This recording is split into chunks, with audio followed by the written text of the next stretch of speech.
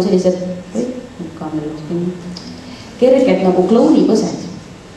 Ma ei pane seda roosat siia niiviisi keskele, aga pärast, kui nad näevad seda tulemust ja efekti, mis see vähene põsepuna teeb, siis nagu kõik hakkavad rõõmuga kasutama, et sest tegelikult see on selline imenipp.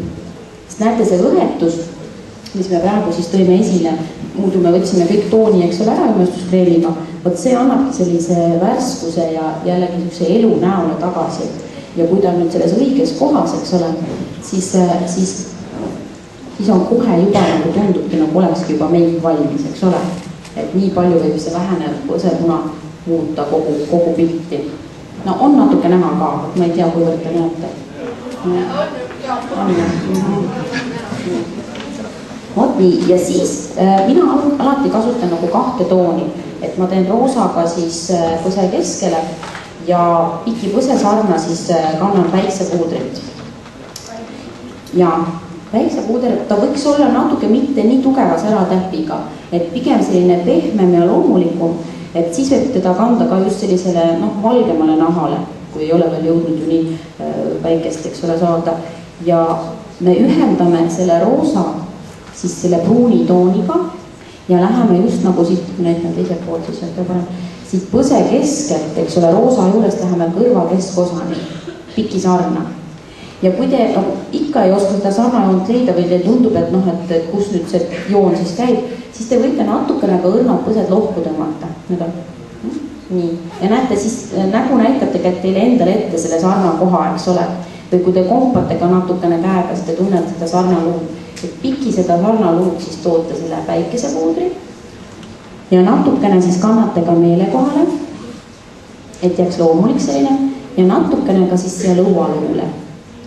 Et oleks selline veidi hajutatud ja ütleme, nüüd kes tahab nägu kitsamaks, siis ütleme, ideaalne nägu on ovaal ja kõik, mis jääb ovaalist välja, näiteks kui on kandiline lõug või selline, ütleme, suurem näoalaosa, siis me siit varjutame need osad tumedamaks ja ta kohe näiliselt siis teeb näo kitsamaks ka. Ja näiteks, kes tahab siis just sarna rõhutada, siis me paneme veidi tumedamat tooni siia sarnaluu peale ja me toome rohkem siis selle põse osa esile. Siis on igasugused veel särapuudrid, eks ole, praegu moes ka. Et neid võib ka julgelt kasutada veel meigi peale. Et nad on sellised tavaliselt veidi pärmuuter, kas siis roosad või valged või veidi ka kuldsed puudrid. Et neid võib siis kanda just veel selle sarna peale, selle pruuni tooni peale, et annab sellise helkivuse. Ja kui te nägu liigutate, siis tuleb see välja nagu see sarn rohkem. Nii. Näete, et nüüd on põsepuna olemas ja nüüd me alustame siis kulmude jumestamisega, et anda selle silmale raam.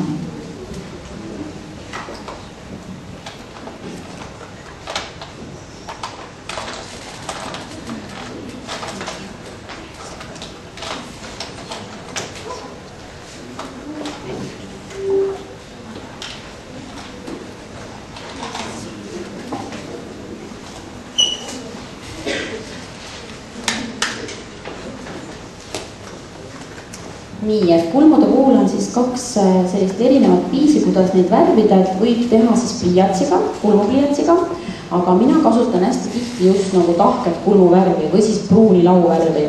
Ja selleks on vaja siis sellist pintslit kitsast ja päris tugevate siis harjastega.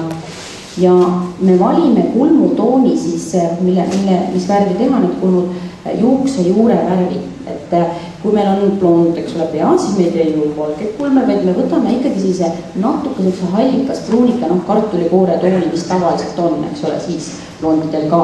Et ma võtan sellise veidi hallikas pruunitooni ja nüüd nagu teeks väiksed sellised kriipsukesed joonistan seda kulmu, et ma natukene teen sul teda siit paksemaks.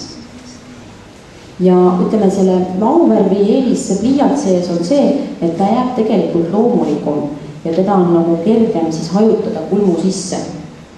Et ta ei jää võltsilt ja kindlasti peaks ettevaatlik olema, kui teha siis tumeda sellise musta või punakas pruunika pliiatsiga kulme, siis see kipub tavaliselt jääma selline võlts ja mitte loomulik. Et pigem alati võtke rohkem selline hallikas pruun toon. nii, ja kui te tunnete, et kuskilt läks liiga tumedaks, siis seda puudrat kulmuvärvi on hästi kerge nagu ära harjata, vähemaks harjata, et selles mõttes on ta ka hea just selliseks harjutuseks.